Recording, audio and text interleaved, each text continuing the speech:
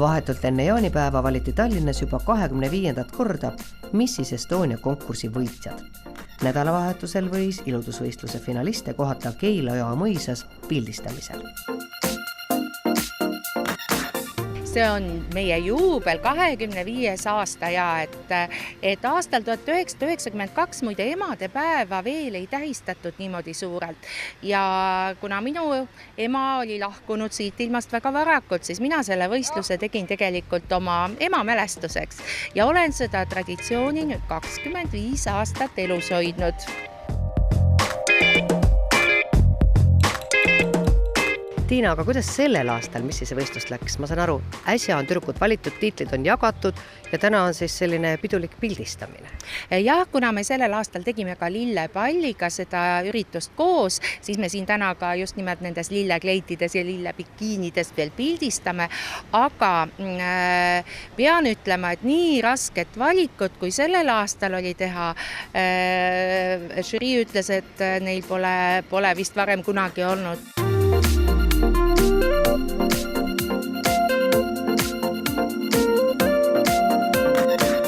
Seekord oli konkursus väga tugev, et mis teie puhul selline võlusõna oli, mis teie plussiks kujunes tiitli võitmisel? Kindlasti see, et ma võin võõras kohas pea ees vett hüpata. Julgus eelkõige? Täpselt. Ja minul äkki talendivoor, et ma tantsin terve elu ja see on siis see, mis mind aitas. Kes te olete, kust te tulete, et mis taust teil üldse on? Mina olen Lääne-Virumaa tüdruk Võsurannast ja hetkel ma olen maailma kodanik, et rändan siis, olen elanud nii Hiinas, Hawaii'l, Washingtonis ja nüüd kolin siis Jaapanisse.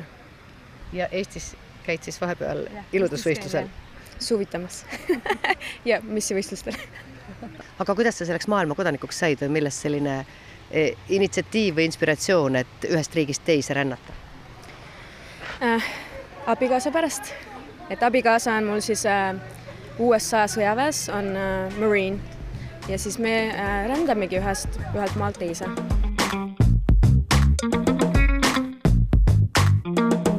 Mina olen pärit Viljandist ja kolisin peale kooli Narva, õppisin seal teatris, olin näitleja mitu aastat, siis õppisin ülikoolis majandust Tallinnas juba ja terve elu tantsin.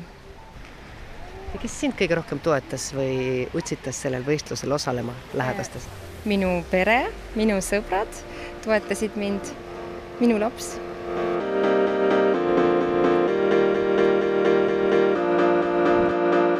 Mis teile sellist jõudu annab selle konkursi korraldamist? Te teete ju erinevaid asju, et kas vahel on ka paremaid ja halvemaid aegu?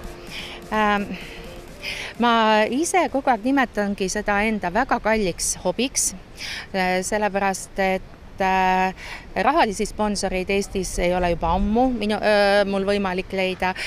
Kingitustega on meil alati fantastiliselt rikkalikud sponsorfirmad, kes mind aitavad, aga ma olen selline natukene jäärapäine inimene, et kui ma olen väga kohusetundlik, et kui ma olen endale võtnud mingisuguse kohustuse, siis ma pean seda nagu tegema.